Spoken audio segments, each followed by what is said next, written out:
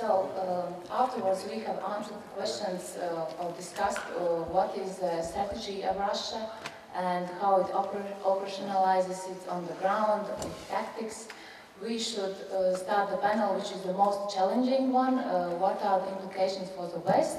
But not so much implications. I think we know what are the implications, but how to deal with them, I think what to do. As I mentioned before about this conference 2 weeks ago, the other takeaway was that that conference particularly answered on this question that there is total lack of solidarity in the West, so we should work on solidarity. So I wonder whether our panel and discussion will come up with some new conclusions. So I'm very honored to have 3 distinguished speakers: Sven Gareis on the right, Marshall Center from Germany, Gunter Hauser, Austria, Institute for Strategy and Security Policy, and Dr. Derek Averra, a Center for Russian and East European Studies, United Kingdom. So we'll start with Mr. Gareis.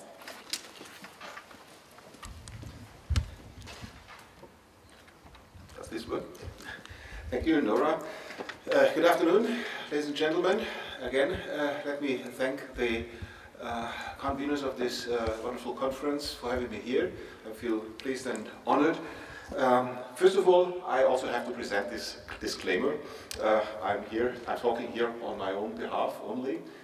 It's not the German Ministry of Defense that pays my salary, and it's not the Marshall Center where I'm allowed to work that is responsible for what I'm telling you right now. So if you don't like it, don't blame those 2 institutions, just blame me. The topic that we were asked to contribute something to is strategic implications for the West. And I was thinking and thought, okay, when it comes to strategy and when it comes to strategic implications, the first question is, what do we want to achieve? What are our objectives? And the second question is, well, how do we want to achieve it? Which approaches do we use and which instruments do we apply? So the question that I ask myself is, what is the overall strategic objective in the current situation? And I would say that it is the re-establishment of a stable and peaceful political order in Europe, which has come into a turmoil and which is now unstable, which is now where we are now confronted with a war, and the overarching objective should be how to come back to a stable and peaceful order in Europe. To make one thing crystal clear right from the beginning, it was the Russian move that gave that severe blow to what we in the West thought to be a stable post-Cold War order. And of course Russia carries most of the responsibility for the deterioration of that situation. I think that's common wisdom amongst us in the Western strategic community. But the question that I'm asking myself, and certainly not just me, can we reach a stable and peaceful order in Europe without or against Russia? And I would answer this question by no. Russia is too big, too much interconnected with Western Europe, with the world, then such a strategy or such an idea could become or could be considered as a realistic option. The challenges to Western strategy, to Western approaches, are basically twofold, I would say. First and foremost, of course, we have to do something to stop, to curb Russian courses that it took, and we talked a lot about the problems, about the dangers and risks and threats that were created over the last couple of months. That has to be stopped. EU and NATO partners have to be protected. Solidarity was already mentioned. Partners and neighbors have to be supported in order to make them less prone to destabilizing effects resulting from those Russian interventions or hybrid warfare, or however we call them.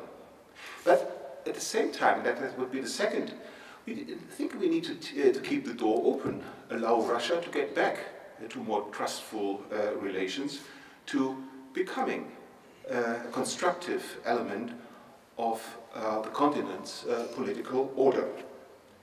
I think that it is necessary to follow both avenues. Both are crucial for reaching actually this overarching objective, stable order in Europe. Not to stand firm might encourage Russia to continue on its path. Not to engage and not to keep that door open would end in a protracted conflict, in a new Cold War. It's not my slide, but I liked it. And in more instability and in a persistent security dilemma between Russia and the West. And all in all, this doesn't look like a very like an environment that would be very conducive for further economic development, for further wealth here in Europe. Of course, that's a tightrope walk. It's difficult to organize, but the situation is difficult. What is to do and how should we do this? And I have 5 points that I would like to consider. The first thing, and well, I would like to take over that point from the last point that Peter Madsen just made in his final response. First of all, we have to realize that this is a political conflict, that this is a political problem by nature. Even if military force is applied, the military is certainly one important instrument in that game, but the underlying problems, and we had a number of excellent presentations this day already, so that I have to go back to describe all this. But the underlying problems are political ones. It's about power, it's about status, it's about respect, it's about the request of a huge country to influence actually the political order of the continent, to defend its interests. Those are political issues, and thus we have to find political answers to that political questions. The military protection is important, without doubt, and I come to this in my next step. But it's a double-edged sword.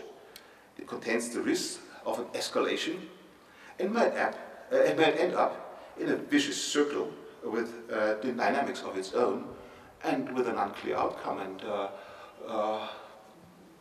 Peter just said what dooms, if he isn't here anymore, but what this all might result in. And we have to take that very seriously, I would say. And also, if it comes to economic sanctions, I'm very much for having sanctions on Russia, but wise sanctions, smart sanctions, and there was that might help to break the economic backbone. I think if we try to break the backbone, then that would be another way into such a vicious circle with an unclear outcome. So the question is how to engage with Russia, how to balance interests, and using the term of wise power. One of my German colleagues, Ernst Otto Czempiel, he introduced this something like 25 years ago, long before Joe Nyack showed up with his smart power approach. Wise power is also trying to take the perspective, even if it's the perspective, a different perspective, even if it's the perspective of your adversary. And perhaps, and I think that was But underlying tone in many of our contributions that we heard this day, perhaps there was a lack of, at least an attempt to take Russian perspectives throughout the last couple of years. My second point, and that would be that solidarity point, stand firm. Yes, we have to stand firm.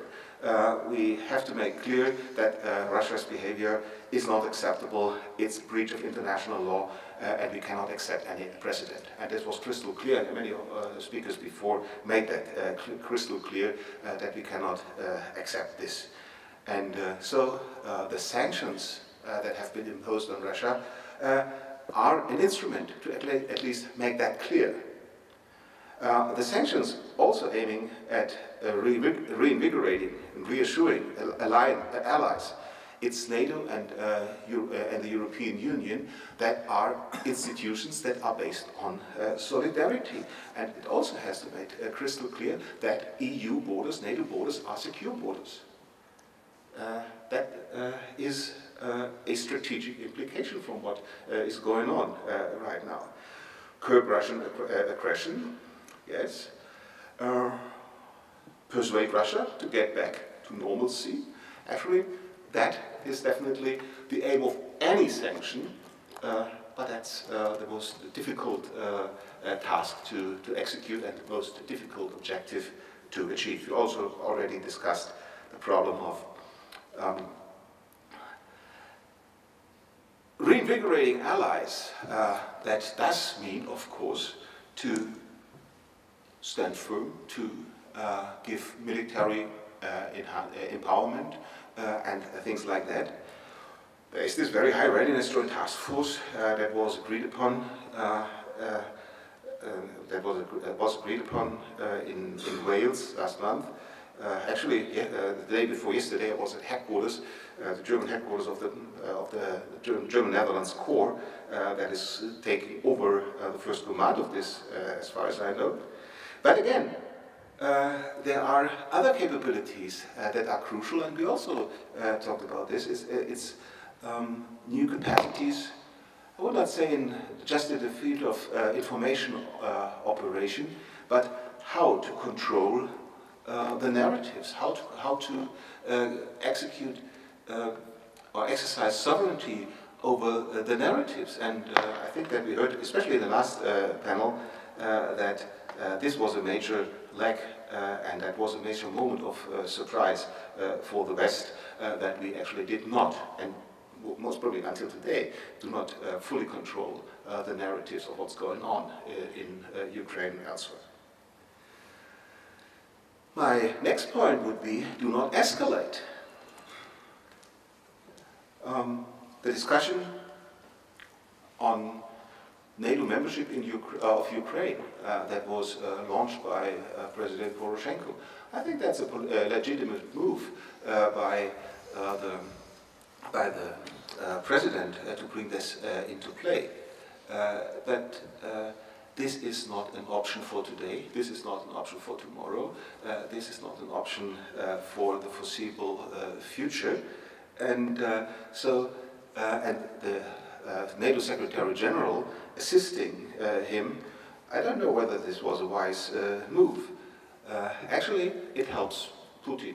Actually, it helps Russia in the current situation because it's crystal clear that there is very little support in many countries of NATO, in many countries of the European Union, to allow a quick accession of Ukraine to NATO, and not because of the reason that they are involved in that war, but because of the same reasons actually that hampered Ukrainian and Georgian membership action plan ambitions in 2008.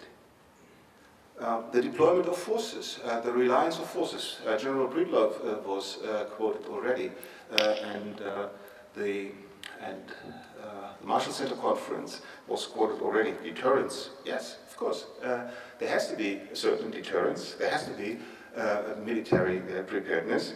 But again, we have to face that Russia is weaker than it appears to be, or it wants to make us believe that it is. And we should be very careful with regard to that, and what we, speeding up a little bit, what we should avoid is to bring Russia in a situation of overreaction or other military or direct or indirect military moves. A lower military profile in that whole situation might be helpful to de-escalate the situation that we are confronted with. My fourth point is support to partners. Of course, the European Union, NATO have decided on substantial packages, assistance missions, both for Ukraine and Georgia. We just had the firm commitment of Moldova to orient its policy close to the West. Of course, we need capacity building in the military field, but also in fields like democratic institutions. Actually, that's one of the things. If I look at what we heard about reasons why hybrid warfare was so successful. Yes, because that was an unstable state. That was a state that had no credible institution, that had no credible offer that was perceived superior to the ones that the separatists offered. That's human rights, that's rule of law, that's clean institutions, that is fighting corruption, that is welfare and living conditions, even for those inhabitants and those citizens who are of a different nationality or a different ethnicity. And if there is a successful outcome to reinvigorate political systems, political orders and societal orders in those countries, they are much less prone to hybrid warfare and destabilization. So the question is not necessarily to make them strong in terms of military. Yes, there is the need of military. I don't want to put this aside, but it's a question of political and societal resilience that is backed by military preparedness. But the civilian dimension is crucial. My last point would be build bridges, engage Russia, and see that most problems in the world, including this one, cannot be solved by the West alone. If we heard in the keynote speech that there is leverage in the society, that in Russia, that there is points of cooperation, or there are avenues for cooperation, be it in how to manage multipolar, or as I would prefer, networked world, balance interests, take that different perspectives. Actually, there's a lot of common interest. We had a resolution by the Security Council on the 24th of September on IS, on the situation in Iraq and Syria. That was chaired by the US President. All in all, come back to a kind of cooperation and a kind of understanding that includes Russia in that status that it has, and that is undeniable. It is, to a certain extent, an indispensable partner in world affairs. Not an easy one, a problematic one, but an indispensable one. So I come to my end. Cooperation may be impossible. I'm not a utopian. I'm not a dreamer. we don't know how things develop, and as Mark explained us this morning, we do not know yet how the Russian leader is ticking and what the plans are ahead. But I think we need to try. If we go into confrontation, there will be confrontation. If we try to engage and cooperate, then we have at least the chance to get a more cooperative approach out of the situations that we are having. Actually, the conflict in Europe, any conflict in Europe, will not see victors and defeated. There are only losers, bigger and smaller losers, but losers. This will be a long-term engagement, and as I said, it will be necessary to follow both tracks, the firm one and flexible and cooperative one, to achieve the common goal that somewhere in the future we come back to a stable relationship between the states and nations and powers here in Europe. Thank you very much.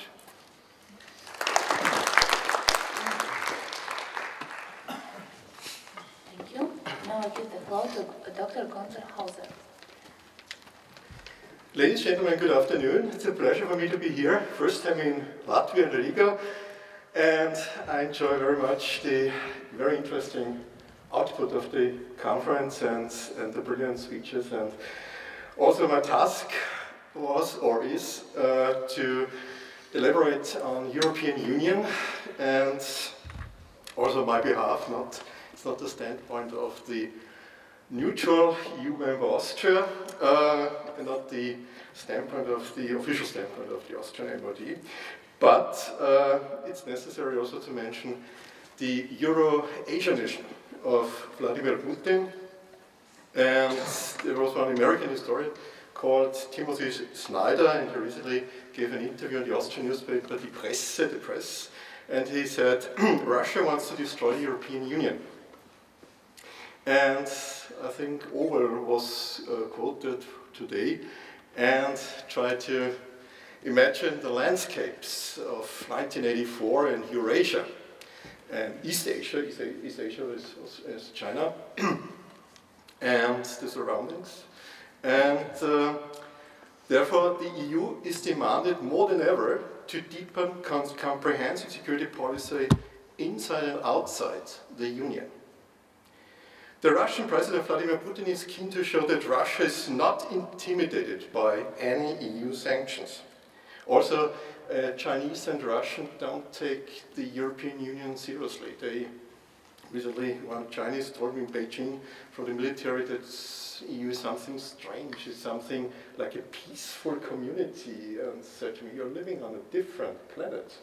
And, and also some Russians from the from the Russian embassy in Vienna told me similar arguments. The US and EU have imposed an array of sanctions on Russian individuals and businesses in response to the annexation of Crimea and the crisis in eastern Ukraine. The deaths of 298 people on board a Malaysia Airlines plane destroyed over eastern Ukraine triggered tougher EU sanctions, which also have targeted certain key sectors of the Russian economy, which are closely connected to the ruling elite. Russian state banks are now excluded from raising long-term loans, exports of dual-use equipment for military use in Russia, as well as future EU-Russia arms deals are for military use in Russia, as well as future EU arms deals are banned. There is now an EU-US ban on exports of some oil industry, technology and services, so gas remains unaffected. The EU-US sanctions also target many senior officials in the pro-Russian separatist revolt in eastern Ukraine, including Crimea, and organizations linked to them.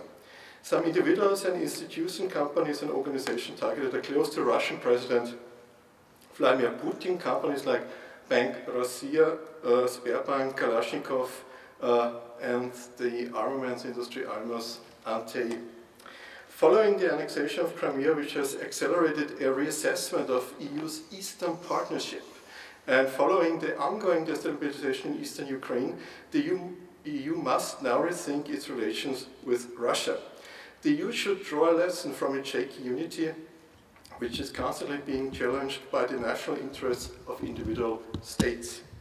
Russia has not only hampered to reform the reform process in Ukraine, but also undermined regional stability and disrupted the system of international relations.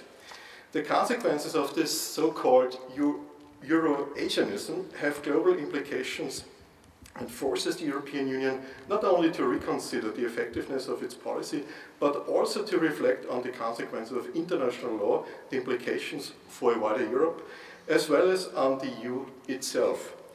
In 2009, when the Eastern Partnership was launched, the EU aimed to accelerate political association and economic integration with its eastern neighbors. The association agreements, which encompasses a deep and comprehensive free trade agreement, were meant to be a protocol to put the desired transformation into practice. On the 27th of June 2014, three eastern neighborhood countries, Ukraine, Moldova, and Georgia, signed the association agreement with the European Union. A few days earlier, on the May 29th of Belarus, along with Russia and Kazakhstan, signed an agreement establishing the Eurasian Economic Union. And also Vladimir Putin wished that also Ukraine will be part of this Eurasian Economic Union. Regardless of the claims that this is a purely economic union, the political integration and unification of its members will be unavoidable. The EU is now confronted not only with the aggression towards Ukraine, but also with, as we have heard today, during the afternoon, with numerous muscle-flexing violations of EU airspace by the Russian Air Force. The EU's new foreign policy chief, Federica Mogherini, had declared that if the peace process completely breaks down, it will be extremely, I quote, extremely difficult, if not impossible, to start again. Ukraine's UN ambassador has warned that Russia is planning a full-scale invasion. No amount of Ukrainian reinforcements can stop a Russian offensive, if one is indeed coming. The West has all but dropped Russia's annexation of Crimea as an issue, turning it into a fait accompli.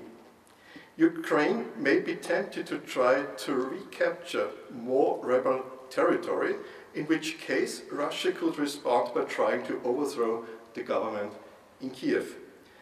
From an EU standpoint, the energy dependence on Russia remains very high. The average annual EU gas consumption is about 450 billion cubic meters. Two-thirds of EU gas consumption is covered by imports. Top suppliers for EU is still Russia, followed by Norway and Algeria. Relating to South Stream, also a very Austrian topic, Russia started construction of the pipeline in 2012, also the first kilometers. The final bilateral agreements and visits of the Russian leadership to EU states were done recently during the largest and longest crisis in EU-Russia relations. The EU, at loggerheads with Moscow over Ukraine and keen to reduce its energy dependence on Russia, had objected to the $40 billion South Stream pipeline, which was to enter the EU via Bulgaria. In April 2014, the European Parliament voted on a resolution against the construction of the South Stream pipeline. In June 2014, the European Commission asked to suspend the building of this pipeline until Russia complies with EU regulations.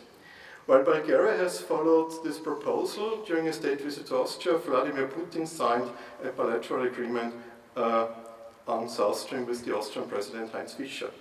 The South Stream pipeline has exposed cracks in EU strategy as Hungary, Austria, Serbia and Bulgaria, Macedonia also, among others, saw it as a solution to the risk of a repeat of supply disruptions via Ukraine.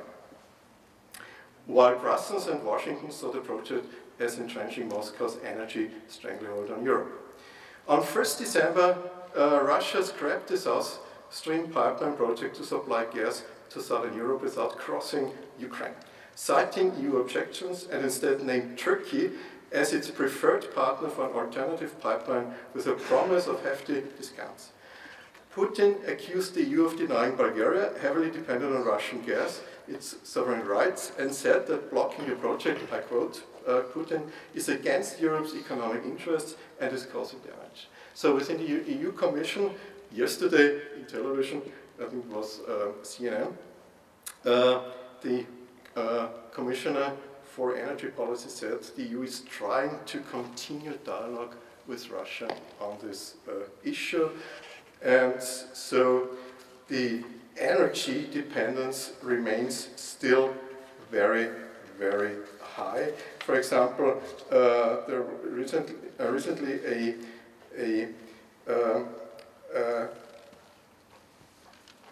paper was published by the US Brookings Institution, and they checked several scenarios relating on energy dependency on Europe, Russia, and the result was the share on Russian gas is going to remain high in Europe till 2040. No change relating to European gas imports are expected till 2040. If a transit of Russian gas will not be possible to Ukraine, the gas price could be doubled next year. Nevertheless, the EU candidate country Turkey's deepening energy ties with Russia are likely to raise eyebrows in Europe and the United States, coming as Western powers have imposed economic sanctions on Moscow over its actions in Ukraine, and as Europe tries to lower its energy dependence on Russia, which supplies about 30% of its gas needs, half of that via Ukraine. By invading Crimea, Putin has created a major barrier for the South Stream project. And what is quite scary was, and it was already mentioned here in the afternoon, that Putin likes to threaten. Putin likes to threaten states. For example, in Finland, there are sometimes discussions, elite discussion called them, political discussion on NATO accession. So should Finland become a member of NATO or not? So different parties discussed. The population, I think, is not very much in favor by majority, but sometimes there are discussions in Helsinki, and it was, I think, in 2010, the Chief of General Staff, Makarov, from Russia, had been in Finland and as an official guest, and then he started to insult the Finns, to warn the Finns if they want to become a member of NATO, they should be scary about some sanctions, some economic and political sanctions on the Finnish economy. So Finland is 100% dependent on Russian gas. And also the Russian annexation of the Crimea and the outburst of separation effectively finished the process of the formation of the Ukrainian political union, which started at the Maidan. Russian politicians like Duma member Vladimir Zhirinovsky proposed also the annexation of 5 Central Asian states recently, and also now the the government in Astana, in Kazakhstan, is very afraid of Russia. Russia also launched exercises at the border of Kazakhstan, and the Kazakhstanis see that Russia is not a true friend, as it always promoted by Nursultan Nazarbayev, but also there are some, that's why intentionally I quoted Vladimir Zhirinovsky, because often he made some proposals to do some annexations. Crimea, also Lushkov did it in 2009 to secure Crimea for Russian interests, and also Vladimir Zhirinovsky is one of the most, let's say, open, let's say in this way, politicians, so they can follow these informations in the internet. Russia in total continues to create a Eurasian Union. In the context of a newly assertive Russia and the ongoing Ukraine crisis, the incidence of the broader Baltic Sea region suggests that Europe's northeast could very well become the new friction zone between EU-NATO on one side and Russia. The Baltic states are some of the weakest links of the alliance chain due to their small size, proximity to Russia, Russian minorities, and dependence on Russian energy supplies. Sweden and Finland, on the other hand, are both close NATO partners, but fall outside of the alliance collective defense commitments. These arrangements make the fate and role of Sweden and Finland in a regional crisis between NATO and Russia unknown and determined. Ukraine itself, last point, Ukraine itself is a shrinking country. As pro-Russian rebels held elections, the conflict in Ukraine looks increasingly like a frozen conflict. Ukraine lost Crimea to Russian annexation, got smaller again when Russian-backed separatists declared sovereign governments on the back of sham elections in Donetsk and Luhansk recently on November the 2nd. The US, EU and the UN condemned the vote for imperiling a ceasefire agreed in September. Russia welcomed it. The elections organized by self-appointed outer groups in parts of Ukraine's Donetsk and Luhansk regions undermine efforts towards a resolution of the conflict, and that means the NATO and the European Union as well as the OSCE remain more than ever before the key organization for Europe's security architecture, and it's now time, I would say, like my friend Sven, to fully support the Ukraine government on the way to become part of the European Union, but not tomorrow, not in 1 week, not in 2 years, but it's a slow process. So all we need is patience. So we needed a lot of patience to ourselves in Europe that the European Union can be developed, and also that the integration process, and there are lots of challenges within the integration process, we know economic challenges, also military challenges, so the defense expenditures are shrinking every day, especially in Central Europe, and so therefore we need a strong and well-coordinated common foreign and security policy, not only in crisis management, but also as an Austrian, as a neutral member of the European Union, but myself as Gunther also, I think it's necessary to put also, and to take a mutual commitment, a defense commitment within the European Union seriously. Thank you very much.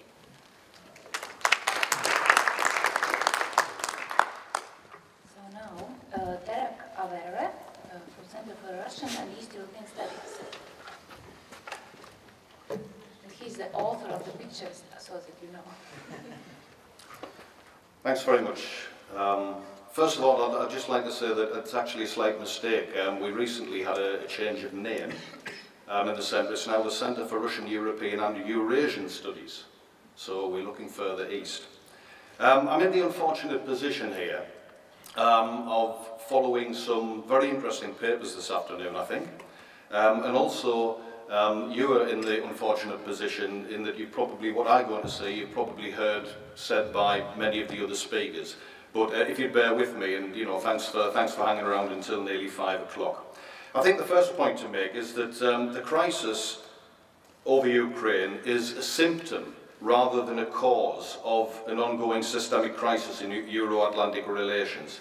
I was reading something recently by a leading UK scholar, James Sher, very interesting writer on Russia and Ukraine, and he reminded us that in 1994, as early as 1994, Boris Yeltsin addressed the Russian Foreign Intelligence Service and said that ideological confrontation had been replaced by spheres of influence in world politics, and that certain forces abroad wanted to keep Russia in a state of controlled paralysis. And it's important because I think it continues to be a central tenet of Russian foreign policy thinking, and I'll say a few more words about that in a few minutes.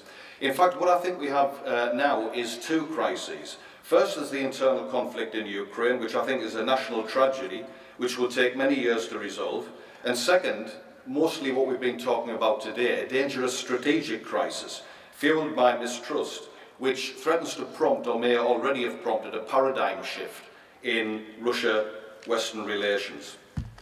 I think Steve Taylor mentioned before that he contributed, or he was interviewed for a recent, or gave evidence rather, for a recent UK Defence Committee report. And I read that report, and a former British principal advisor to NATO Secretary General, who was closely involved in rebuilding relations between NATO and Moscow in the wake of the Kosovo crisis, the Kosovo intervention, is cited as follows. He said, "For 20-odd years, NATO European partners have based their force structuring on the premise that we will not use force in Europe and we will not use military power for political ends. and on having Russia as a partner in that agreement. And Russia has just overturned that agreement. Russia has sanctioned the use of force to destabilise neighbouring countries and to change borders. That has changed everything. And this Defence Committee report concludes, and listen to the words, Ukraine and Georgia represent the existence of a strategic threat to NATO. Now, if it's the case, the corollary of that argument should be that NATO will revert to its core Article 5 defence commitments, and that force structures should be repositioned to contain the threat from the east. In effect, a return to the Cold War. I don't actually share this assessment. Whether the events in Ukraine have triggered a strategic worst-case thinking is still, I think, open to question, although I have no doubt, and that's probably borne out by the previous panel, that in NATO and many of the member states, defence officials have been working overtime, planning for numerous scenarios. But what we are seeing, I think, is dangerously close to a return to the logic of the Cold War. Cooperation in the Russian NATO Council has been frozen. There are still political consultations, but I can't think that means very much at the moment. US-Russia diplomacy appears to depend on the relationship between John Kerry and Foreign Minister Lavrov, and the EU-Russia summit has been postponed in the wake of a fresh round of European sanctions. The diplomatic part of the information war, or I think better described as the misinformation or disinformation war, has been quite vicious. And in fact, some of the worst comments have actually been made in the very fora where the Ukraine crisis should be resolved. If you read the speeches and articles, or particularly the addresses to the UN of Ambassador Churkin and Alexander Kielin, the ambassador to the OSCE. Putin himself has recently referred to possible ethnic cleansing and Ukraine being in danger of ending up as a neo-Nazi state. State Duma Chair Sergei Naryshkin has spoken of signs of genocide. Kielin has described the use by Kiev forces of cassette bombs as a war crime, and a senior official has likened the Ebola virus to the virus of Nazism spreading in Ukraine. On the west side, Russia has, just as actually incidentally in the Syria conflict, been placed on the wrong side of history, and as one commentator has said, Russia's ongoing transformation into a rogue state is taking place. So underpinning all this is what I say is the reciprocal delegitimation of the other.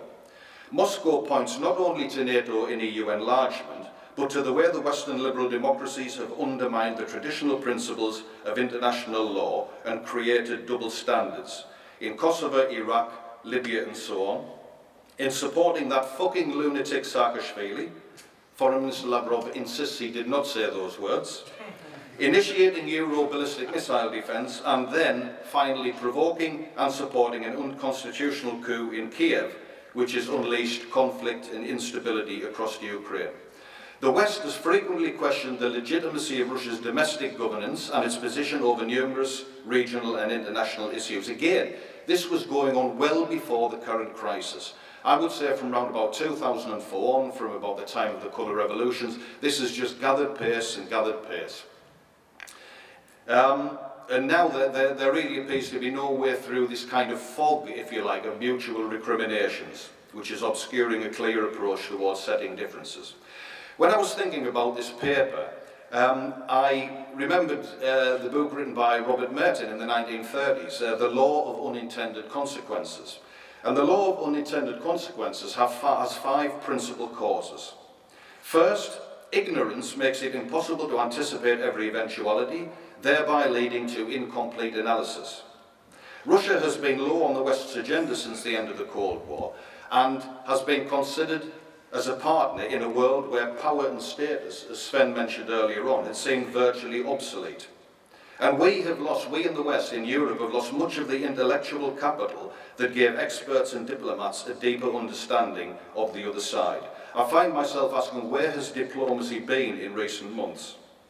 The second cause of the law of unintended consequences is the propensity for making errors in analysing the problem, or for repeating policies that worked in the past but may not apply to the current situation. Does Russia in fact constitute, as the UK Defence Committee report said, a strategic threat that warrants a return to deterrence? I would argue that the international environment differs markedly from the 1970s and 1980s, and complex dependencies work both ways. The third cause is that immediate interests override longer-term interests, and the temptation is to respond to Russia's tactical advantage, what we heard in the previous session, its ability to shift the point of attack, apply and ease the pressure on neighbouring states, and change the facts on the ground, as has been said. Whereas what we actually need is a strategy, and I'll try to say more about this in a few minutes. The fourth cause is that basic values require certain actions to be taken, even if the long-term results may be unfavourable. In the West, conservative political elements perceive Putinism as hostile to Western geopolitical interests, and liberal elements reject its political values. And this overall kind of ideological hostility transmutes into exaggerated assessments of Russian intentions and paints Russia as a threat, broader threat to international security. Even if the West's, in the current crisis, even if the West's policies prompt Moscow to back down, this will not solve the underlying causes of alienation. And in the longer term consequences may be a continuing emphasis on the political cultural values difference. And the final cause of the law of unintended consequences is the self-defeating prophecy. In other words, the fear of some consequence which drives people to find solutions before the problem occurs. To what extent is Russia, we've heard some about a discussion about this this afternoon, to what extent is Russia committed to and capable of challenging the sovereignty of its neighbours and making its periphery ungovernable? Will this not cause Moscow more problems than gains? The last of these, of course, is the key immediate problem from the West. And what we tend to hear in the media are things like Angela Merkel's speech at the G20 summit after she had the famous 4-hour meeting with Putin. And she pointed to Putin's Russia as a threat to Europe's well-being, a return to a world where might makes right, and all this appeared to some commentators to mark an end to Ostpolitik. And at the more kind of extreme end was George Soros's article in the New York Times that Putin will take more unless he faces strong resistance, and that a Europe at war should shelve a policy of fiscal austerity where not only the survival of Ukraine but the future of NATO and the EU is at risk. The main instruments used to date, in other words sanctions, appear to constitute an initial step in an escalating policy. I wouldn't call it a strategy, but an escalating policy of containment and deterrence, together with an attempt to undermine Russia's credibility in the court of world public opinion, as one policy report put it. My sense is, however, that the West, in the shape of NATO as far as political military policy is concerned, is actually having great difficulty in envisaging the next steps, and is actually ambivalent about the exact extent of Moscow's intentions. The dictum that capabilities, not intentions, should determine defence planning, and this is something that Russian officials are fond of quoting, this should logically demand a more robust response to Moscow's interference in the affairs of sovereign states in the neighbourhood, if it indeed presages a strategic threat. But despite the evidence that NATO's transformative mission in the East has stalled, and despite all of the rhetoric about costs and consequences for Russia, NATO seems to be reluctant to slip back into that Cold War logic. Also, the defence spending pledges made at the Wales summit, which are probably, I would think, the minimum necessary to allow NATO to kind of effect a partial reorientation to collective defence postures while maintaining conflict management out of area operational remit, are unlikely to be realised, particularly by the bigger member states, unless serious escalation occurs. This is, of course, apart from the question whether partial reorientation to collective defence is worse than none at all, given the likely provocative effect on Russia. The Very High Readiness Joint Task Force, which is a bit of a mouthful, is presumably building on the experience of the NATO Response Force, but the NATO Response Force has not managed effectively to meet the demand for manpower quotas or obtain a clear operational role. Other commitments in the Wales Summit document, such as greater NATO-EU defence cooperation and strengthening the European defence industries, are long-term affairs. In fact, they've been going on for quite a long time already, with questionable chances of success. Political will, capacity and coherence How much of these commodities can NATO supply? As for the EU, it's clear that all its conceptions for its relationship with Russia, so shared neighbourhood, common spaces, normative convergence, strategic partnership, modernisation partnership, have all pretty much failed. The costs borne by NATO may actually be dwarfed in the longer term by the huge and sustained economic and political capital that Europe may well have to expend in supporting Ukraine. And many member states have mixed feelings about this. The head of the EU Foreign Policy Unit recently wrote, after Crimea and MH17, the Malaysian airliner, how many red lines have to be crossed before the EU is able to overcome its cowardice and effectively counter such disdain for international law and the lives of innocent civilians in a conflict on its borders?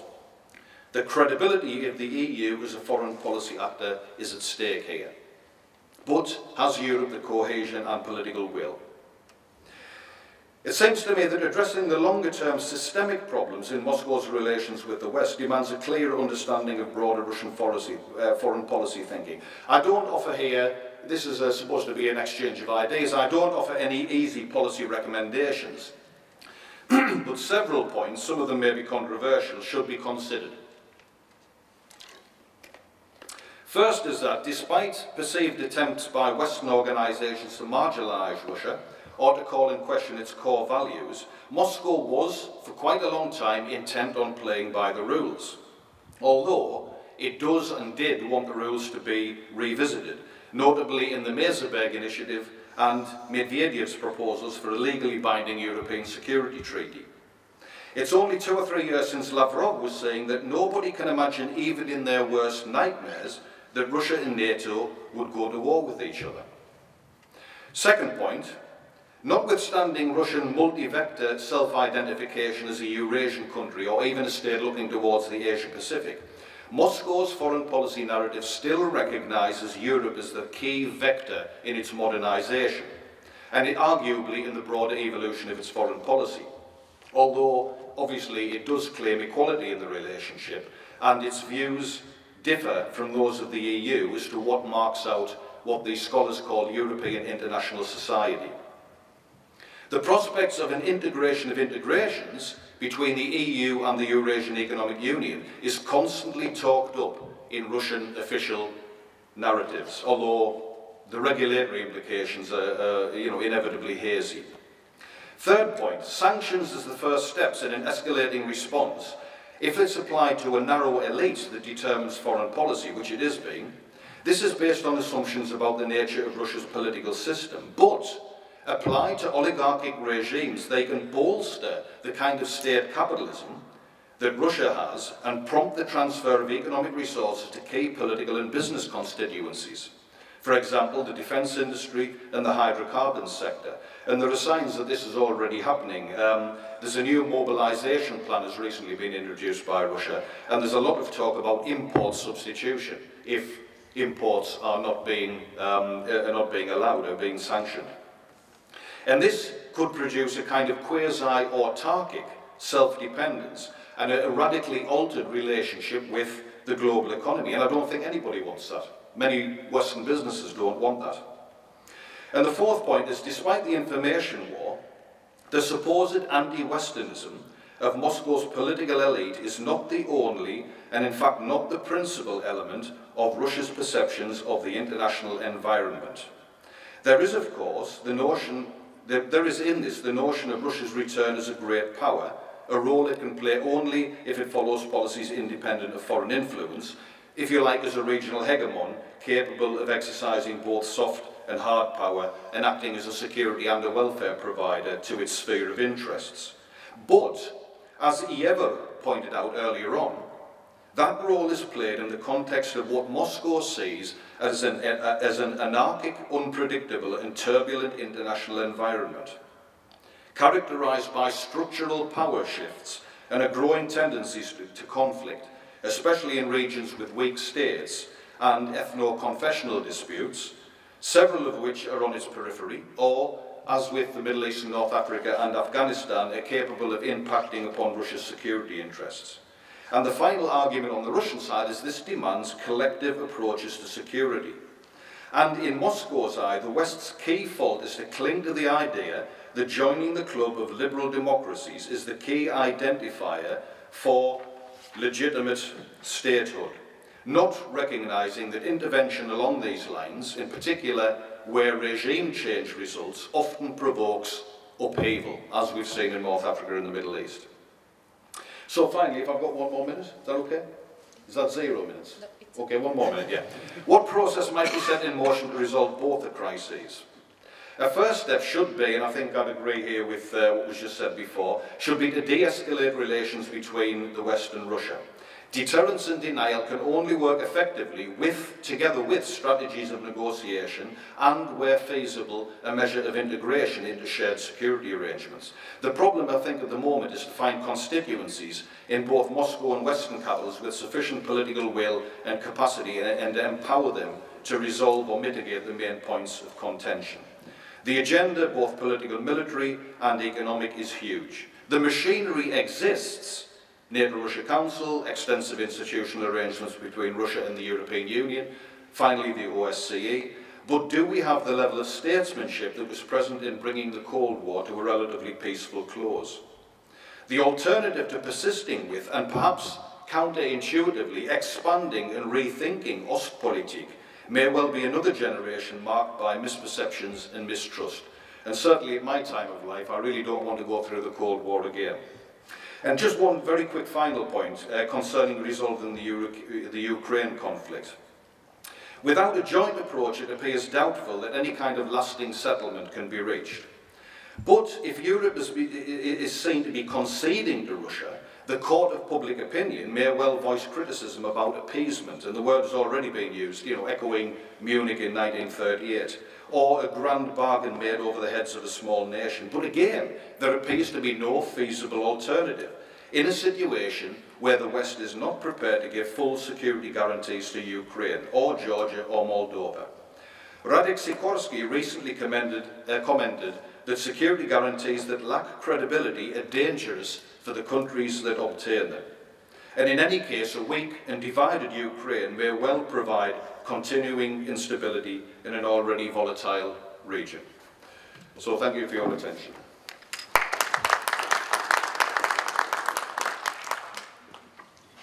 Thank you, all 3 speakers. So I would like to open the floor for the questions. Yes, from Martin.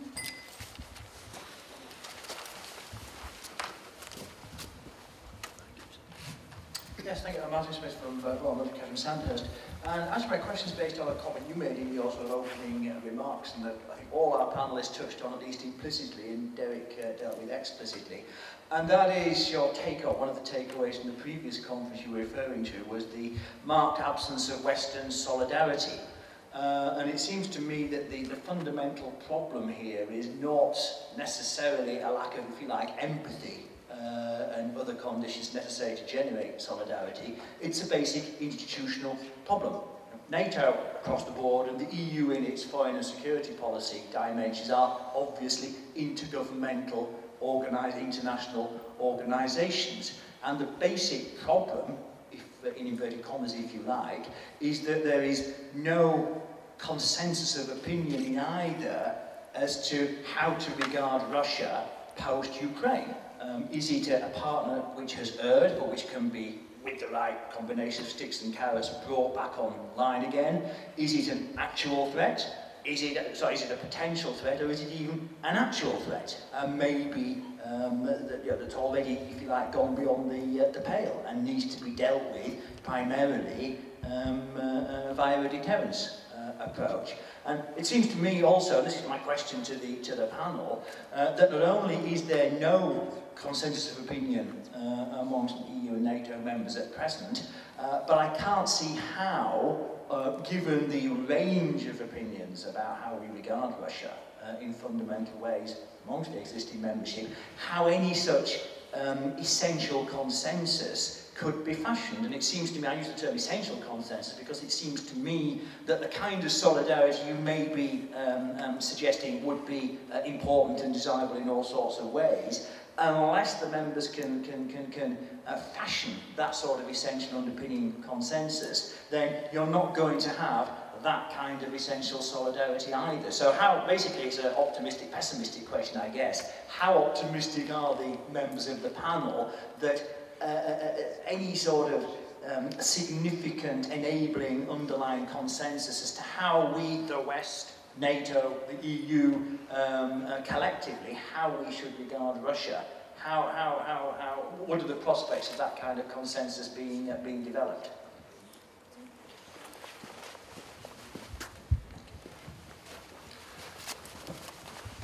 Yes, that's the question, indeed.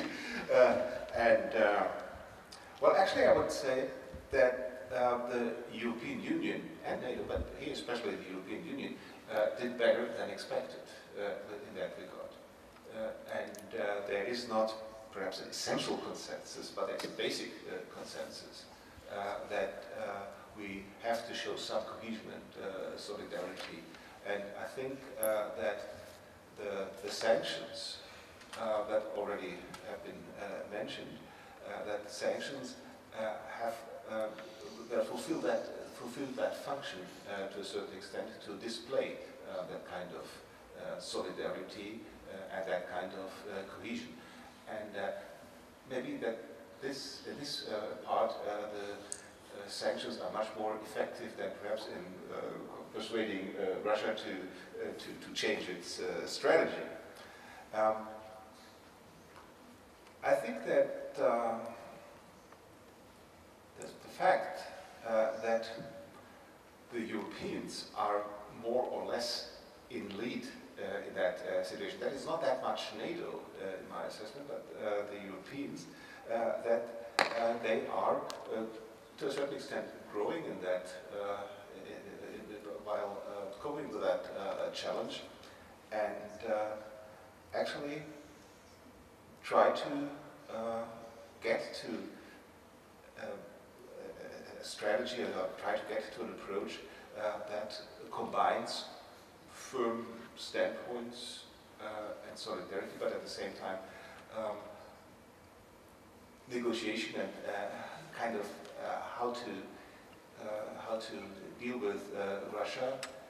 And perhaps it's because of that ambiguous or ambivalent view on what's going on, that within the European Union there is no clear-cut right or wrong position, but that the different views on Russia, the different perceptions of the threat or the risk, comes to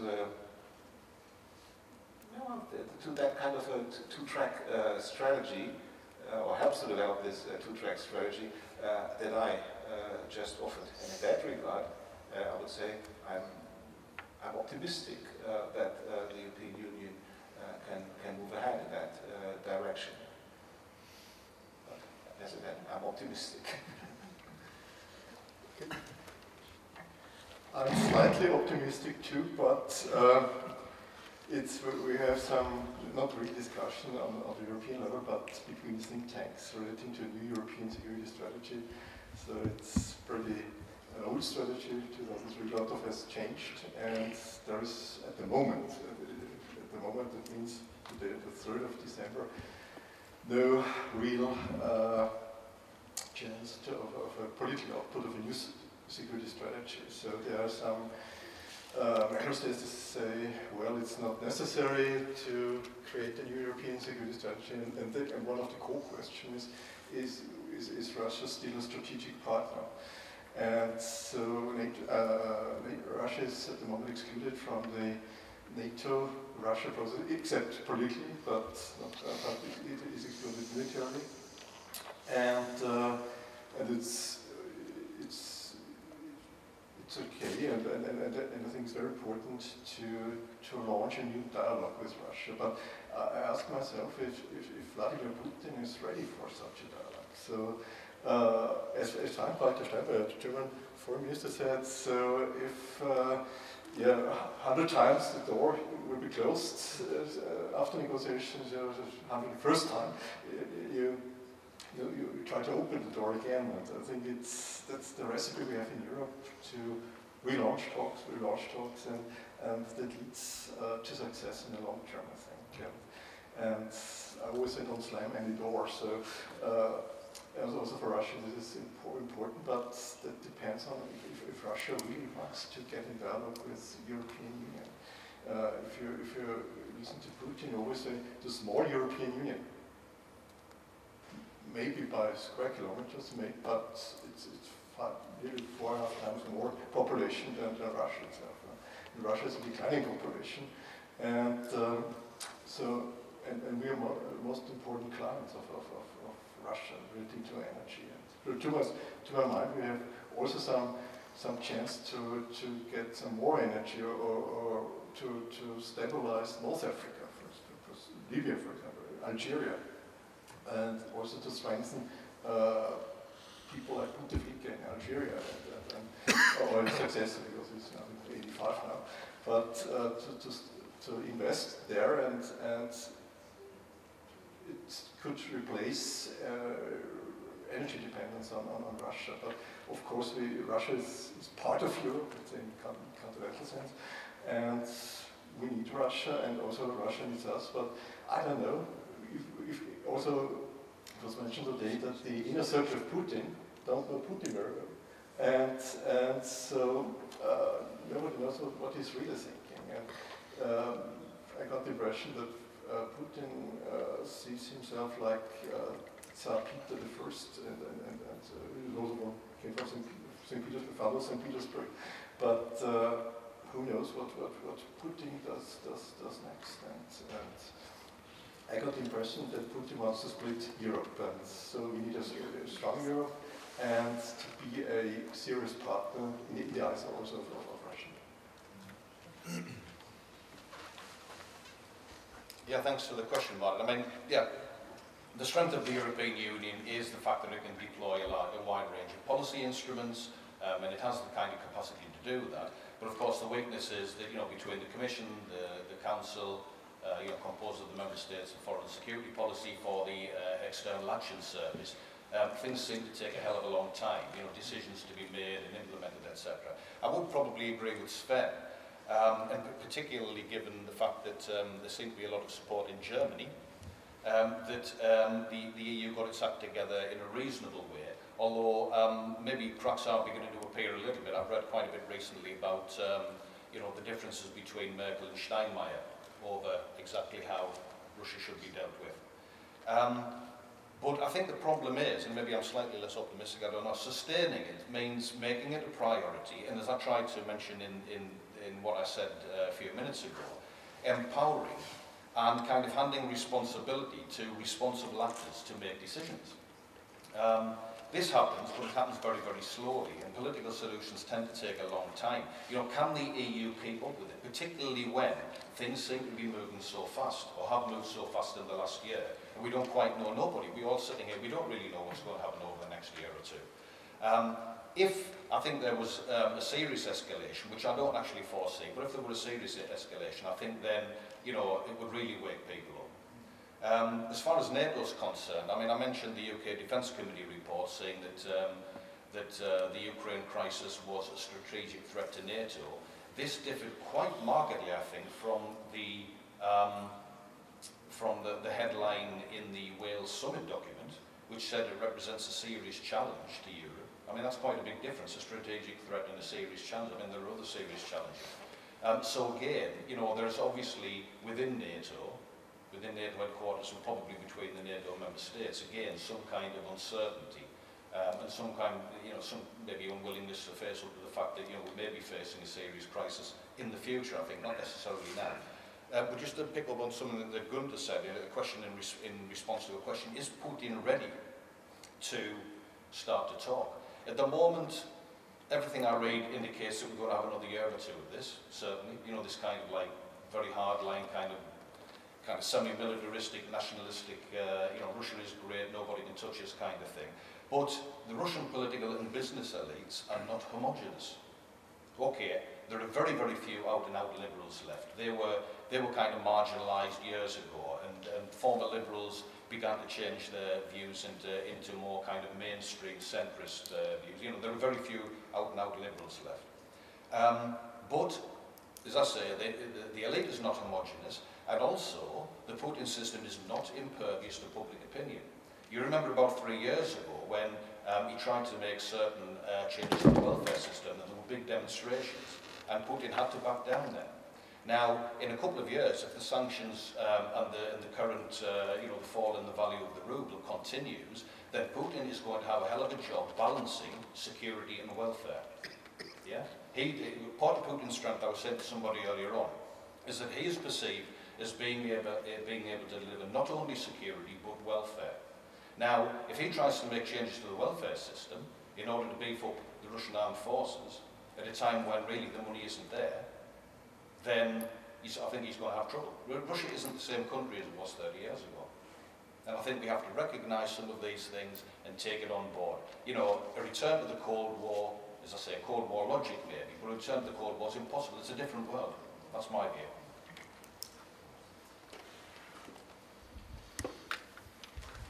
So, while the audience is thinking about the questions, I have the question. I'm even less optimistic, or very critical. But I wanted to pick up what Sven mentioned about that we need to balance between this cooperation. So we need to keep open one of the channel of dialogue, and we have to have firm stance. So my question is, what are those red lines or firm stance for European Union? See, because this is the great question which I'm asked from MFA. And anonymously about, so we are balancing between this cooperation and these red lines or the firm stance. So what are those firm stance according to you, so that we can keep open the dialogue channel with Russia? Well, I'm always a bit wary with red lines. There are so many red lines, and once the red lines are crossed, then it's very, very difficult to actually follow up with consequences or taking appropriate measures. You remember this discussion that we had last year when poisonous gas was applied in Syria, in the Syrian war, and everybody thought, oh, that was a red line, and now we have to do something. And you know how this ended. How problematic this was, and how to frame this entire situation in Washington, in UK, and in other capitals. I think to us the red line would be in NATO and the European Union. The real red line would be collective defense if the borders got crossed, and we need to assure ourselves that we are organizations that are based on solidarity and on collective defense as NATO, and we have an assistance clause in the EU treaty. So in that regard, I would say, yes, the red line would be an attack, be it a conventional attack, be it a hybrid warfare attack on a member state. Yes. Of course, we need to do what we can, but it's limited what we can do with regard to non-member states. Okay, here's a question.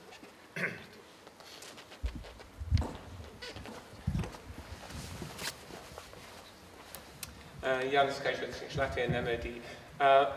I'm very struck by the fact, of course, it is the way the question has been phrased, but that we are talking about the EU and NATO and our relationship with Russia. Well, what has happened to our values? They obviously play no part in this discussion at all. Yes, support to partners. Yes, let us help them to be less corrupt.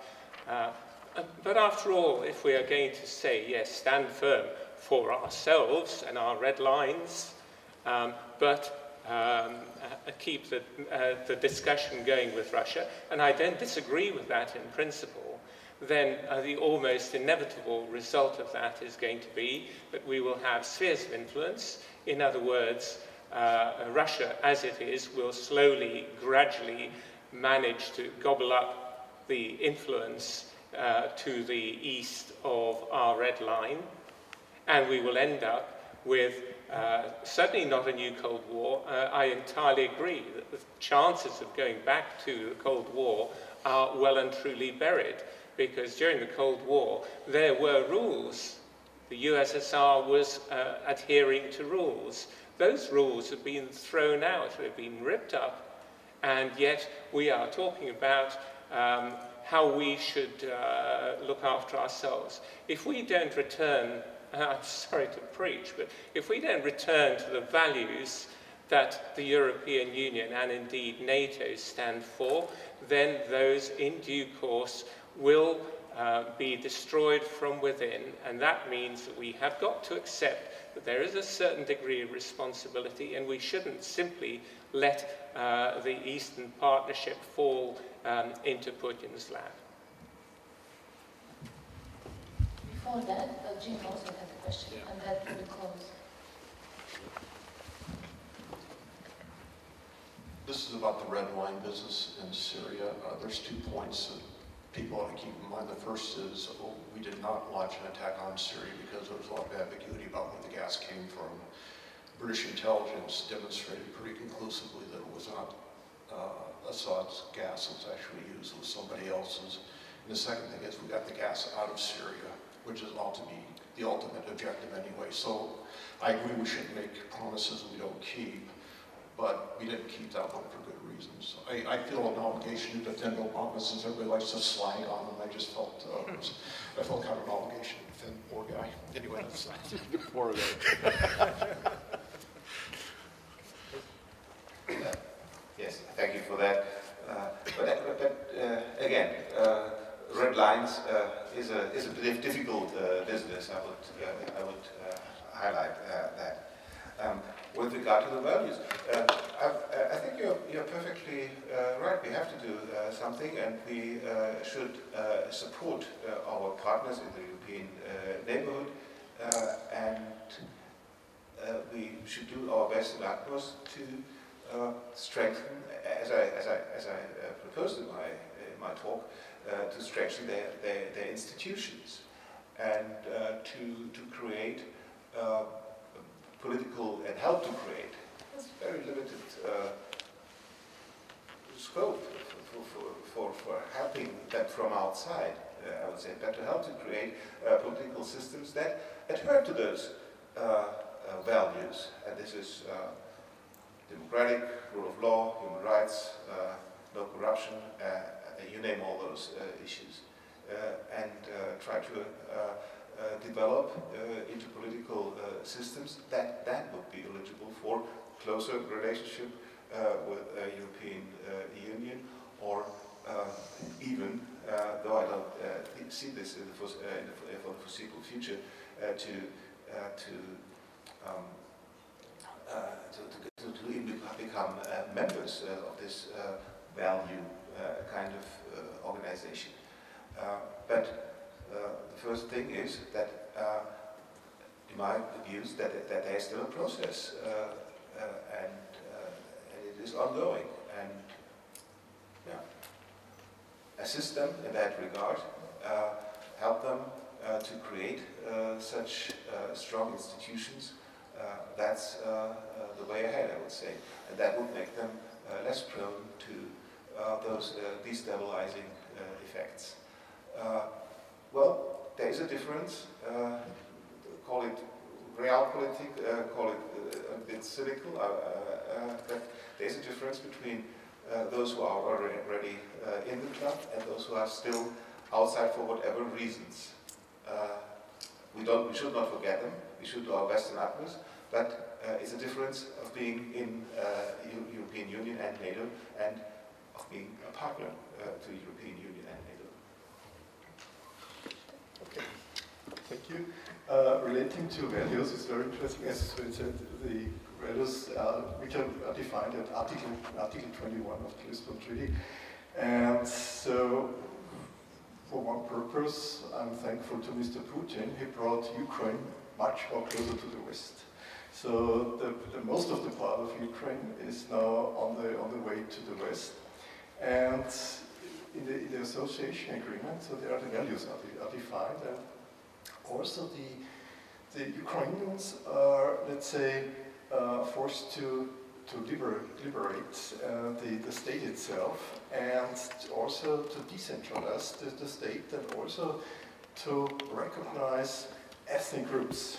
So this is very important. Also a sign to Putin that the European Union is not supporting, as he said, as a Russian fascist, he said, of course he thinks in this category, that the European Union supports Ukrainian fascists. And so he sees that it's not the case. Also the Ukrainian elections went quite well. And so the radicals, every country has radicals. Also in Austria we have the FPÖ, in Front National in France, but they are supported by Russian money. So that means, also say Putin supports fascism in Europe, or new national socialism. And so therefore it's good that Ukraine has put the right way, and it's now integrated with the first agreement and is heading towards the Western institutions. Okay, to try and bring together the questions on red lines and rules and values. Incidentally, on red lines, I mentioned the current Russian ambassador to the European Union, to the OSCE, Alexander Kielin. He's obviously now a senior official. I remember when he was kind of just below a senior official, and I was in Moscow, I can't remember, but a group of us anyway were in some kind of discussion, and he was giving a paper, and he was talking about a red line would be the accession of the Baltic states to NATO. And then, this was around about 97, maybe early 1998, actually it might have been Wilton Park, anyway, it doesn't matter. I then came home and started to read Nezavissimaya Gazeta, to read that a group of distinguished Russian experts, I can't remember exactly who, the likes of Karaganov, etc., were saying, look, the Baltic states are going to join NATO. Okay, so red lines, you know, red lines are not always as red as they seem, let's say. But concerning values and rules, I wasn't quite sure what you were saying. You said something about values play no part in this. What you mean that if we begin to negotiate with the Russians over Ukraine, then we are compromising our values? Is that what you're saying?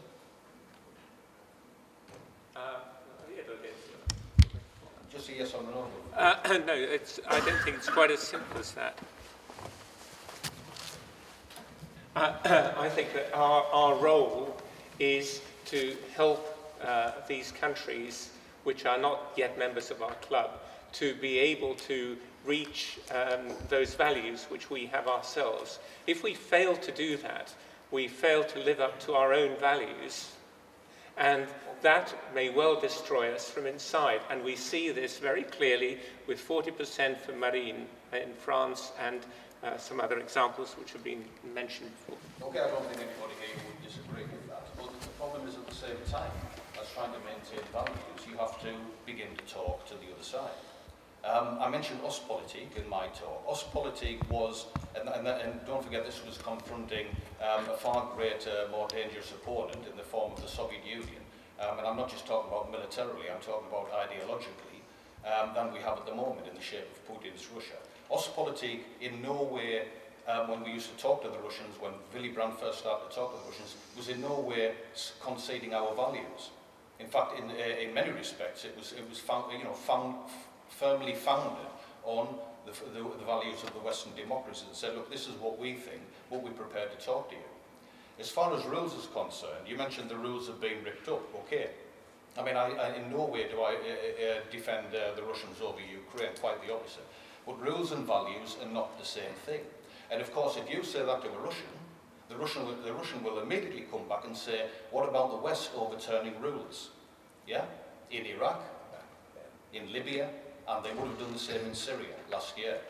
In fact, what the Russians did over Syria, coming back to the chemical weapons thing, they made sure that the rules were followed, because they took it down the traditional international law route. They got the OPCW, the Organisation for Prohibition of Chemical Weapons involved, and now the OPCW Technical Secretariat has to prepare a report on any abuses, on any further use of chemical weapons to the UN, and the UN will then take a decision to pass another Security Council resolution over the use of chemical weapons. So, in a sense, Russia's playing by the rules. Now, I think Tom's mentioned earlier on, if you have one rule is torn up, then another, and then another. This is what the Russians are seeing in terms of the West. And the danger in Russian eyes is that traditional state-centric international law, if we don't adhere to that, will mean that countries like the US, for example, which are, let's say, aren't exactly whiter than white when it comes to monkeying about in other sovereign states' business. Okay, this was some time ago.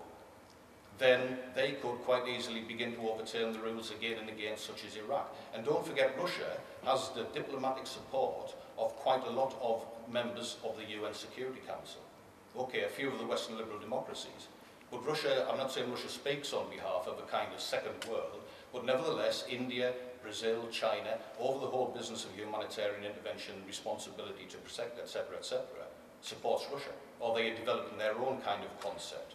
Responsibility to protect is not yet in international law. It's an evolving humanitarian norm. It's not yet international law. Now, you can look at this in different ways. You can argue the ethics and the morality of what the Russians do. Assad is killing 140,000 Syrians, so we should intervene. But similar number of people died in Iraq. And look at the state of Iraq now, which is where we did intervene.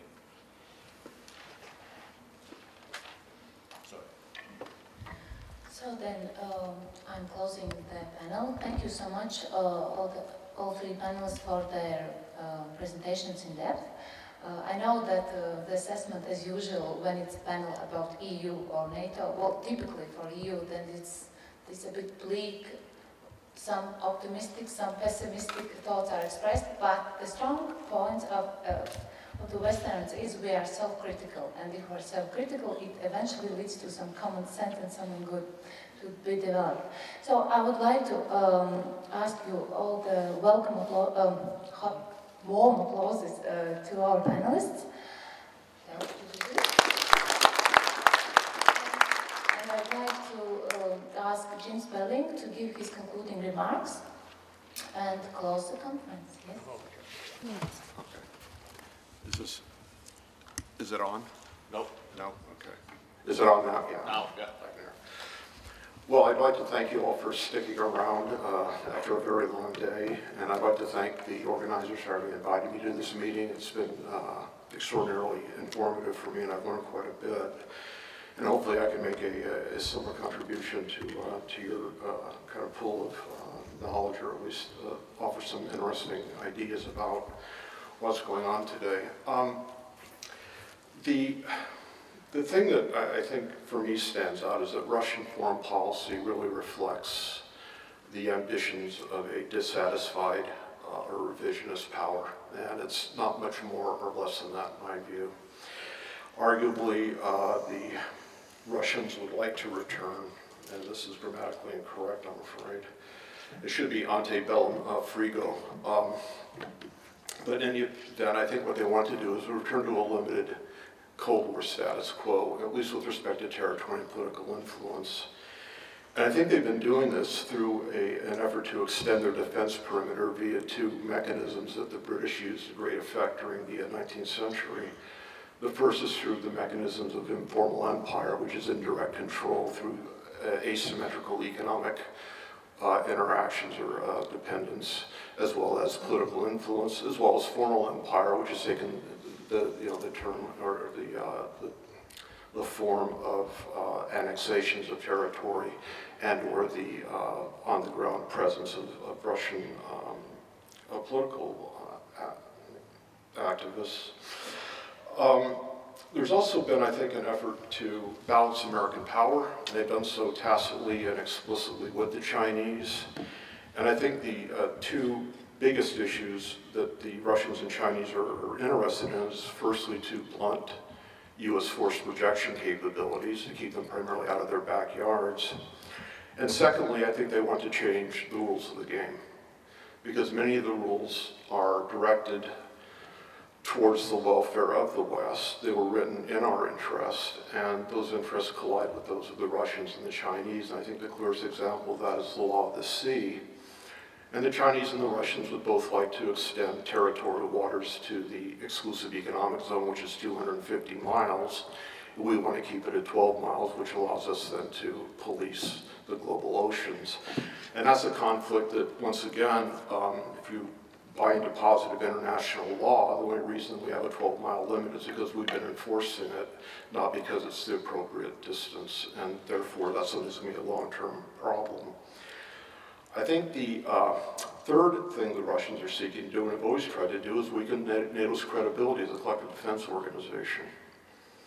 And the probing that we've been talking about is a way of testing whether or not the NATO allies, not just the United States, but the subordinate NATO allies, as it were, will actually come together and unite behind a potentially threatened ally. And I think there's a lot of evidence that this has been happening with a great degree of regularity, at least from the American perspective. And finally, there's probably efforts to make side payments to different allies to get them to resist American policies. And once again, one can think of the gas lines and or favorable terms of contracts as being an example of where they're creating an asymmetrical influence that then can be drawn upon to achieve some other strategic goal. And once again, this is all reasonable foreign policy. In other words, there's nothing evil about it. It's simply, that's what dissatisfied powers do. And I think it ought to be treated that way. Therefore, in other words, it's an analytical problem. Now, what we have seen, in my view, over the course of the post-Cold War period was an effort to desecuritize the Russian Federation. In other words, to take it off the security agenda and make it a partner of the West, and to assimilate it into the Western-inspired global order. That assimilation clearly failed.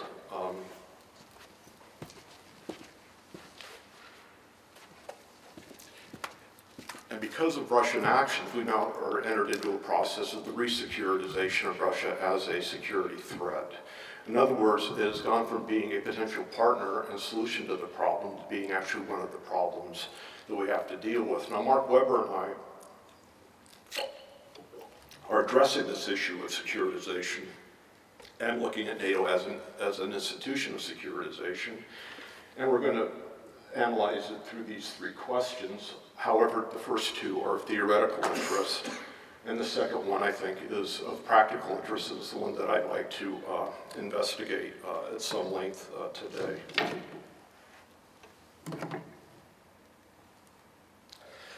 Now, the questions I'm interested in is, how does re-securitization affect NATO?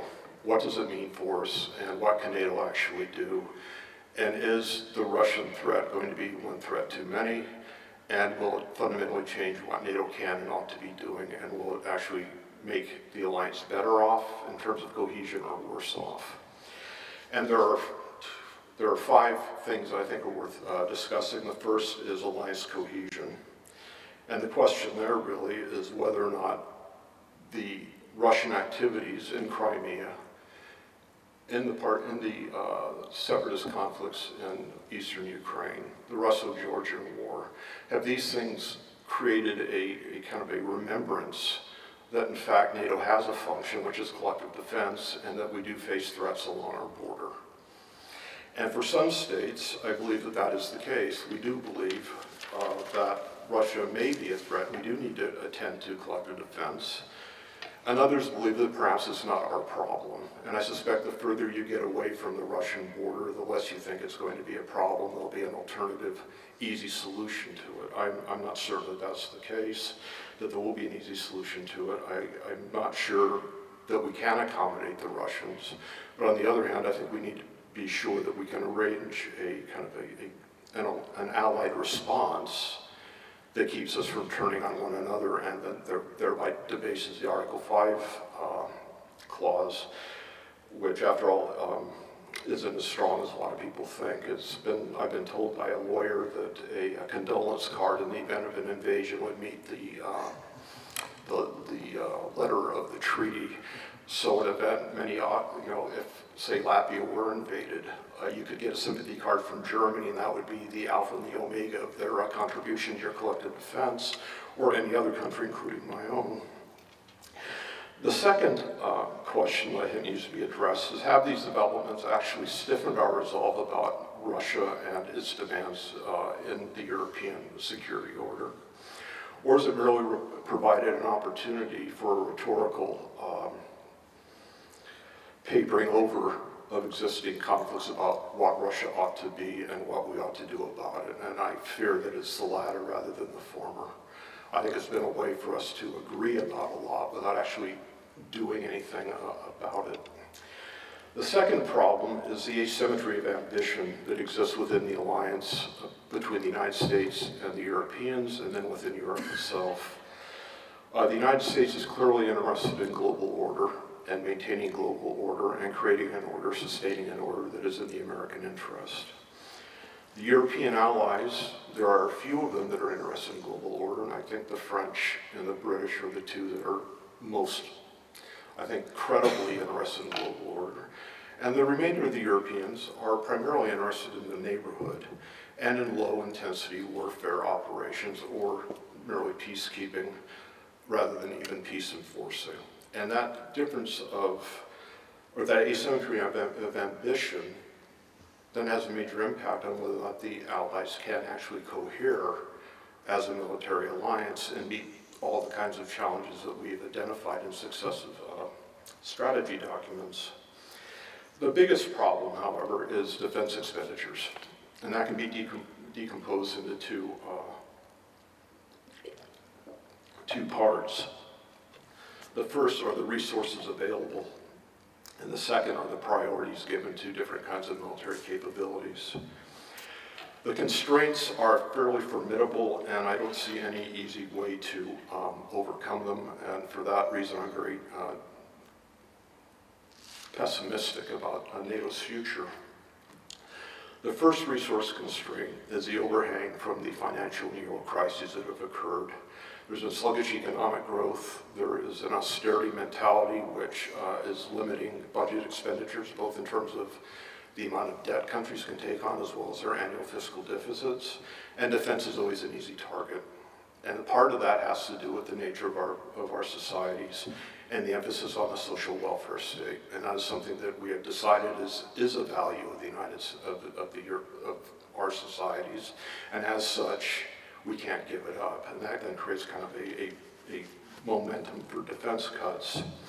Secondly, there are structural fiscal deficits that are very, very problematic, and most of them deal with demographic time bombs.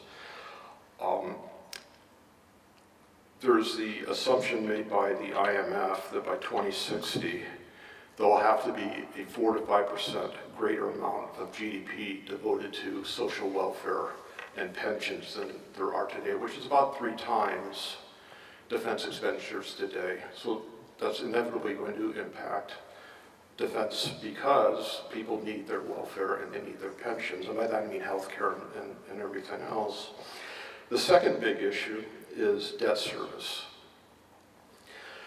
As you're aware, most of our countries are in pretty deep debt. However, because of the low interest rates, our debt burden is quite low.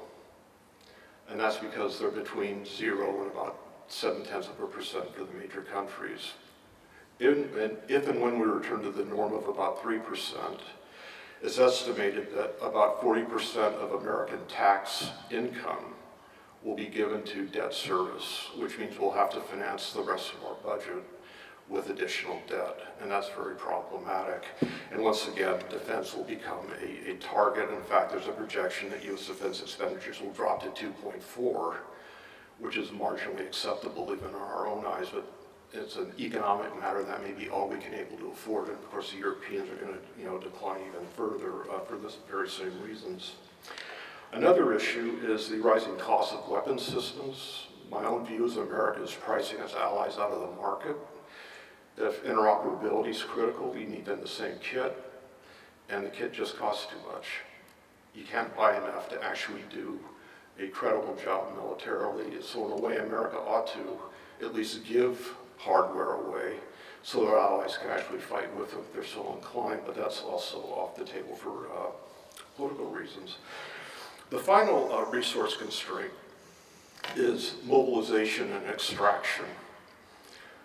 Someone mentioned that we needed to raise taxes in Europe to help pay for more defense. The Europeans already consume 50% of GDP. There isn't much more room for the state to extract from the private sector. And so what you have then is a limit in Europe on how much can be extracted. Now the American case is quite different. We only consume about 35% of GDP, our central government, so there is room for us to increase taxes. But I suspect that's going to go to debt retirement rather than additional defense, assuming things don't become much worse than they already are. The expenditure priorities are problematic because we now have to face the question of, do we devote our new resources or additional resources to collective defense? In other words, conventional deterrence with ground forces and heavy armor, things we've been shedding for the last 20 years. Or do we continue on the path of force projection and hope we can handle the Russian problem diplomatically? Or do we do both? And I think it's pretty clear that the Europeans don't want to do both. And they don't have the money to do both. But many of them are now so heavily invested in force projection capabilities that winding that down may take another 20 years. So we have a problem of how we're going to spend our money and how we've already spent it, which then locks us into a trajectory which may be out of step with our strategic needs as an alliance rather than as what individual countries may or may not want. And finally, can NATO afford to make a choice between expeditionary capabilities and collective defense? And that, of course, becomes a very major political judgment.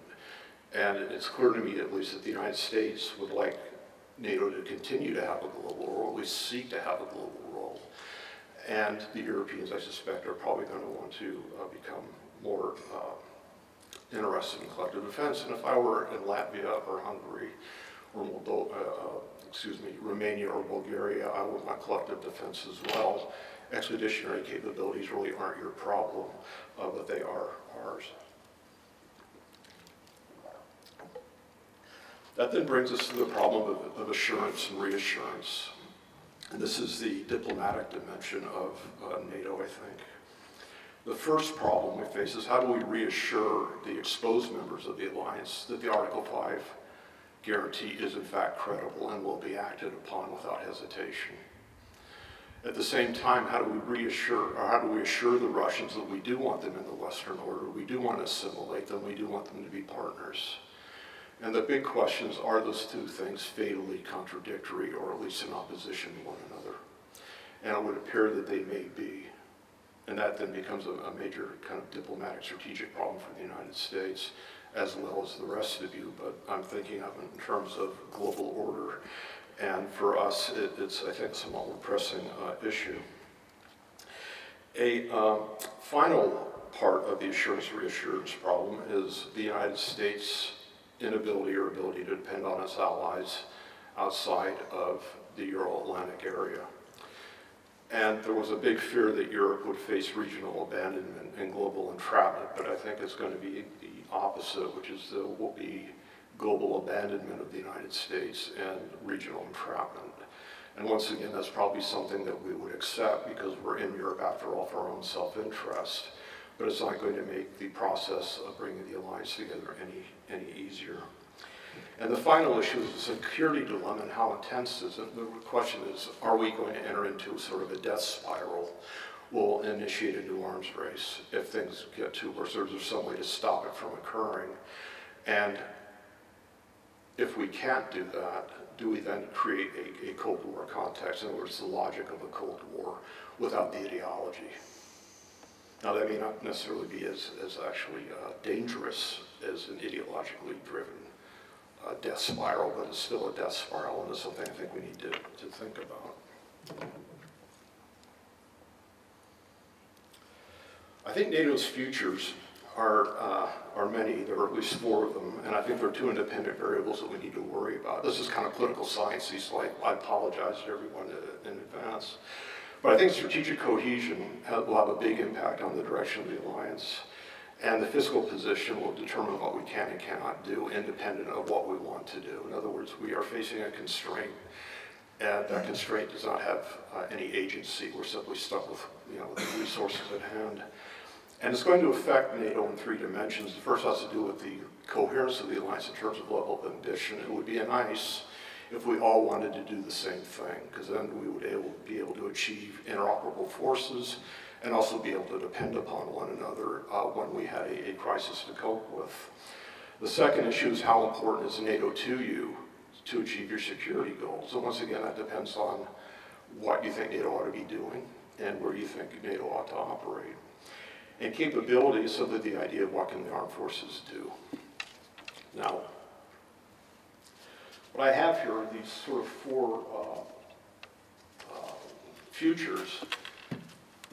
And the idea really is that the fiscal position is going to have the effect of making it harder to buy the capabilities we need, which limits the effectiveness of the alliance. Whereas the strategic cohesion will at least allow us to use the equipment that we have in a purposeful way and in a way that can be calculated and also depended upon not only for ourselves but with respect to our potential adversaries. Now, the illustrative policy consequences of those 4 outcomes are the following. If our strategic cohesion weakens significantly, even if our fiscal position improves, what it will probably lead to is a renationalization of defense and security policy. And that fits in the collective goods theory quite easily in the sense that if you begin to believe you're only dependent on yourself for your security, in other words, you can only depend on yourself, you're likely to spend as much on defense as you need to defend yourself. If you look at the Swedish defense expenditures during the Cold War, they were just above the NATO average. And that is because the Swedes had to defend themselves. They didn't have that Article 5 guarantee. And therefore, it seemed to me that that was a good proxy for what Europeans should have been spending the entire post-war period. In other words, it sort of revealed a potential kind of limit of how little you can or cannot spend. If the fiscal position of everyone deteriorates and it weakens, America could very easily disengage because there wouldn't be much in it for us in terms of defense expenditures. We could leave you to your own devices. And if you wanted to negotiate with the Russians, that would be up to you. But it would be something that we would become less concerned with because we would, ostensibly, and for, I think, very good reasons, be drawn to the Asia Pacific in any event. If it strengthens the cohesion and we improve, it means that the alliance can continue to pursue collective defense and force projection, which means we'll still be able to do everything that we think we want it to do. That's not a terribly likely outcome in my view, but nonetheless it would be the ideal or the best outcome. And the final, in the lower right-hand side view of the screen, and I consider that to be the most likely outcome, is that the alliance is going to have to contract in terms of its ambition and purpose, and we will end up having an Article 5 alliance, which is not necessarily a bad thing. That's what it was designed to do in the first instance. But it will be a major step backward in terms of our ambition as an alliance and what it is we think that we want to do. As I mentioned, that the one in the lower right-hand corner, I think, is the most likely outcome, given my reading of what's going on in the world and the kind of constraints we face. And I also believe that the upper right-hand is the least likely to occur. In fact, it's unlikely to occur, and the other 2 both could easily manifest, depending on how much money is available to either make it better or worse, and whether or not we can agree on what we need to do in Eastern or in Eurasia, I suppose. So that then brings me to the conclusion. And the first conclusion is that I think, rather than having it as a question, I think as an answer, I think the resecuritization of the Russian threat has fixed NATO's purpose, at least rhetorically. We now know that we have a purpose, and that's Article 5, collective defense. And that provides a basis, at least, for us discussing what we need to do militarily in a way that is less fraught with conflict than, say, whether or not we should intervene in Southeast Asia or in the Horn of Africa or anywhere else. Secondly, what we do need to, I think, guard against is the problem within the alliance that we have status quo plus states and status quo minus states in the alliance. And I would define the status quo plus states are those that want to push the alliance into contested areas where the Russians really don't want us. And the status quo minus states are those that want to negotiate with the Russians and perhaps cede quite a bit of influence to the Russians in what they claim to be their own sphere of influence. And that can create, I think, tensions within the alliance, but they ought to be manageable so long as we agree on what the actual nature of the threat may be. The second conclusion is that there's going to be renewed concerns about the credibility of the American deterrence, and that began, I believe, with Libya, not in terms of what we did, but in terms of our rhetoric with leading from behind, the seeming preoccupation with the domestic politics, and of course the reorientation towards the Asia Pacific. I don't think that security guarantee is actually in question, but perception matters more than the reality, and it seems to me that this could be a real outcome if we do not somehow hammer out or forge a common view about what it is we need to be doing. And finally, are we going to be able to desecuritize Russia in the future, and should we try to do so? In other words, is Russia a useful enemy for NATO? In other words, is that what NATO really needs to survive? And is it worth the price of having a potential adversary over the long term? You know, is not competition perhaps a good thing? Now, I'm a little, you know, as I hope I've been a little somber about NATO's future, but I have to tell you, I sleep very well at night for the following reason. Oh. We have 11 of those aircraft carriers. We have 11 aircraft carriers in task force, and we can go anywhere in the world and do whatever we want. And that's why I don't worry about whether or not the Europeans and Americans get along, or whether or not Russians, you know, in Ukraine or not. I know that we don't have to worry about it in the long term, so thank you very much.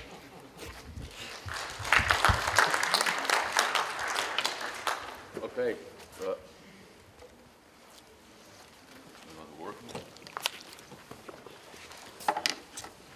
So, after practically 9 hours, naturally everybody's very tired, so I'm going to be extremely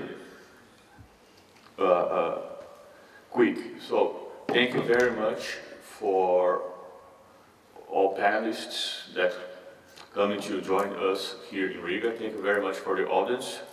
Thank you very much for my researchers, especially Nora and Martin, for helping organize the event. And thank you very much for Lieutenant Colonel Pursitz and his team for making the conference possible too. So, hope to see you again soon in any of our other events. Goodbye.